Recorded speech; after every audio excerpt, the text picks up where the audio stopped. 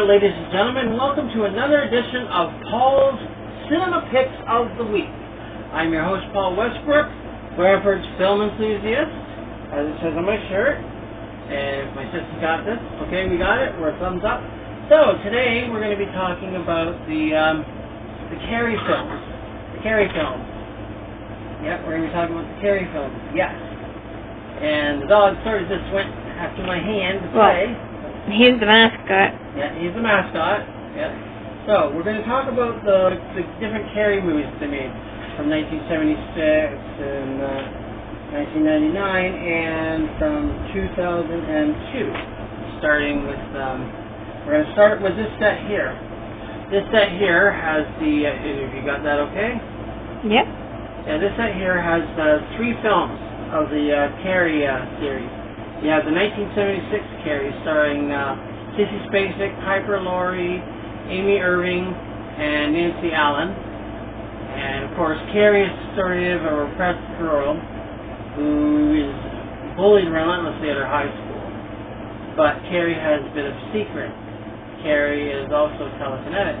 She has telekinetic abilities, which means she can move things without touching them. The things will just move. It's a mental power she developed, I believe, at a very, very young age. As the story goes along, you learn more about how she got the powers and stuff. They actually explore it in the newer movie, which I'll be showing you in a little bit. But yes, Carrie's bullied at her school. You know, a lot of the girls don't like her, and everybody's basically on her case about, you know, because of the way she is. Her mother is highly religious.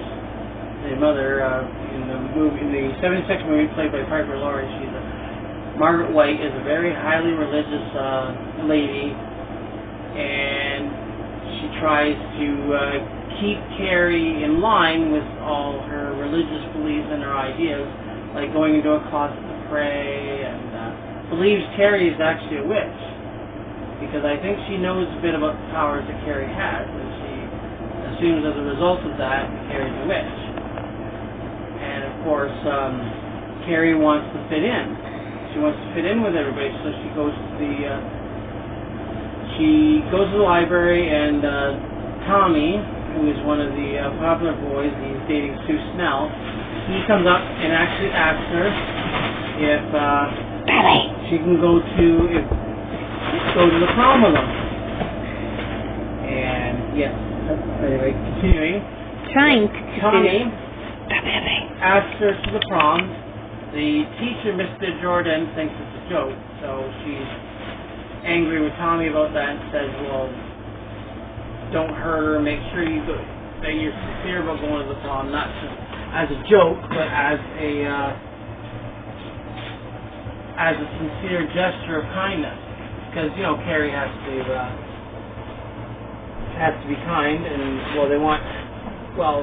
because Carrie had been bullied, and let's just put it this way, they want this to be a sincere form of kindness, because Carrie deserves to have people being kind to her, because all she's had is these bullies picking on her all the time and doing all that, and they go to the prom. Eventually they go to the prom, but the lead girl, Chris Harkinson, actually pulls a mean prank on Carrie, when with the help of her boyfriend and a few of their friends, they kill a pig, and they drain it of blood, and then they bring the bucket of blood to the prom, and of course, you know what happens. The bucket of blood lands on Carrie, and Carrie goes absolutely nuts and crazy and just destroys the entire prom, like burns it right to the ground, and that's because of this horrible trick that had been played on her. Yeah, the novel was originally written by Stephen King. Everybody knows Stephen King, Cujo, and Maximum Overdrive, just to name a few. And he's one of the most prolific writers of the 20th century. And he wrote the novel Carrie, which I actually read before I've even seen the movie. And I think you've seen the movie, haven't you, sis? What one? The movie Carrie? I've seen 2 of them. Yeah. Well, the remake and the original. So you saw the original, and then you saw the newer, or the remake with Chloe Grace? I think so, yeah. Okay, that's the newest one then. Okay, at the end, of course, I don't really say a lot, but there's a very shocking ending that you have to really watch and find out. I don't want to tell that because I remember as a kid, it has shocked me seeing this ending, and I really don't want people to really know what it is. You have to watch the movie to find out. But once you see it, when you comment on the film, let me know what you thought of the ending, because I'd really be curious to know what your thoughts are on the ending of the film. Okay, in 1999, they did sort of a loose sequel to it called The Rage Carrie 2. And the girl in this one is supposed to be Carrie's cousin. Her cousin. And the cousin carries a lot of the same powers that Carrie did. So it sort of continues from that point on. Sue Snell, the one girl who was Tommy's girlfriend in the first movie, is a teacher now at the school, at a newer school that had been built after the original school had been burned in the first film. And in Carrie 2, again, it's a girl that she seems a little bit at odds with a lot of the other students at school. People don't like her being different. Notice the recurring theme of being different. And in that one, again, there's a situation where she doesn't get blood dumped on her, but as a result of a prank where she's practically ridiculed and embarrassed at this party, this social party with all these seniors, again, she gets mad, and then destruction happens as a result. It wasn't as well received as the first film, and I don't think it really went much of anywhere. It was like one of those sequels that, you make a sequel, you figure it's pointless. It's like, why make the sequel to a film that was already good? But I suppose people wanted to see it to find out what had happened after, but it didn't really go much of anywhere. But I liked it. I thought it was interesting enough to put on a DVD set, so I got it here with the original Carrie. And the third one is a remake, the first remake. Now, I know you're thinking of the remake that just happened recently, which I'll be talking about shortly. But in this remake, which was made in 2002, again, they follow the book more closely. The novelization is followed more closely, and again, it's like the Carrie story, and what you're familiar with, what I explained in the first film. Going to the prom and having the blood dripped on her and stuff like that. Going crazy and destroying half the school and the town or whatnot. And it started using a lot of CGI effects for a lot of that, which for a TV movie I think is very good, very profitable. And the ending is somewhat different. But again, I'm not going to tell you what the ending is. You have to find out, but let's just say it's different than the original movie altogether. And I think this one, the reason is they wanted to go into a series. They wanted to put this Carrie into like a TV series and stuff, but it never came about. So again, still the ending of it is different, so that makes it unique and makes it a very good film in itself. But yeah, sure, definitely see if you can find this one at your record store.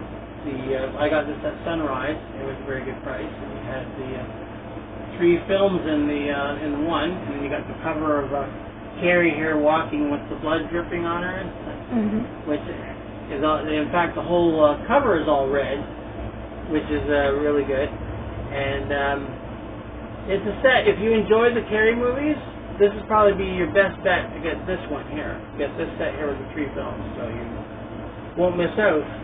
And now we come to the remake that I was talking about. The Chloe Grace Moretz, Julianne Moore Carrie remake, which came out around 2011, 2012. And is, again, this was remade really well. And with a lot of the current effects, and you can't really get the same type of feel that you would when it was made in the 70s, but yeah, it was nice to know that Chloe Grace Moretz, who I didn't really expect would have been cast as Carrie, because she's a lovely lady in real life, and Carrie was supposed to be known as a repressed, frumpy-looking girl who was almost homely looking, but in this one, yeah, she's very lovely. Well, that's Hollywood for you. Hollywood tends to do that sometimes with certain films.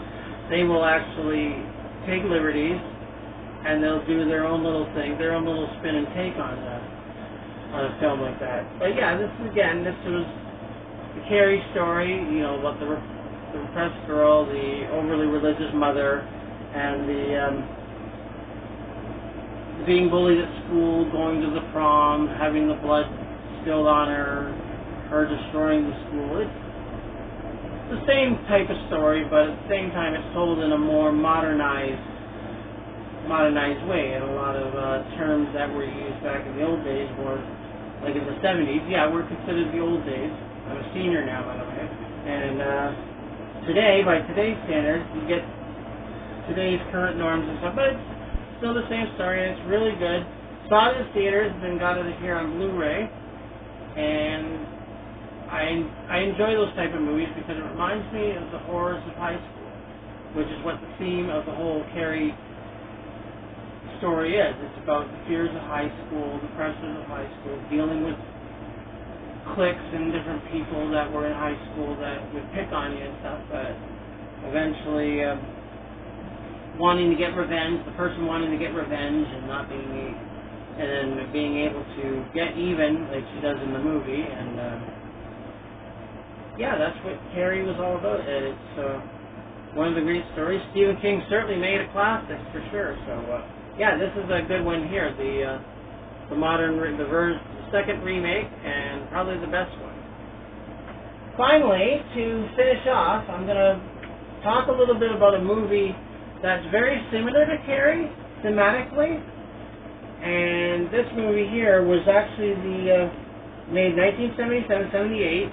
It was the first major horror film that I ever saw, and it was called Jennifer, the Snake. The original title is Jennifer the Snake Goddess, and it was about a girl. Again, in this one, she moves from the country, she moves to the city, and she lives with her dad. In this case, the dad is very religious, and the difference is here, this girl has dealt with snakes as part of a religious cult.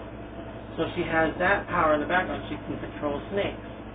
So she goes to an Ivy League college where, again, there's a snooty girl that doesn't like her. And, of course, they have a bunch of girls, and they try to make Jennifer's life miserable. Because Jennifer's from the country, and they don't like country girls coming to their college. You know, because, you know, how the old, the rich cliques are and stuff. And anyway, yeah, Jennifer... They kidnap Jennifer. I guess they try to kill her and stuff, but of course she gets even. And you can guess how, because remember, she can control a snake. So yeah, this one was sort of a knockoff of Carrie a little bit. In the back, it actually says here, compared to this, Carrie was an angel. And of course I didn't get it for that reason. I got it because of the fact that I thought, hey, this story is very similar to the Carrie one, so I watched it and liked it for years. I could never find it on video. Then one day I actually went to a Blockbuster and found it right there. So I had it ever since. And I think my sister's got this one here too. Yes, I got it all. Got it all. Excellent. And yeah, Jennifer certainly goes into the genre of films that Carrie would be because of the similar themes. So, with that being said, this is Paul Westbrook reminding you to like and subscribe to the channel. Making sure you also leave a comment in the bottom because, again, I want to hear your take on the ending of Carrie once you see it. I recommend anybody that watches this video to see Carrie, and then I want to see a take on the ending, like your take on the ending when you see it. Or if you've seen it, just put what you thought of it in the comments below.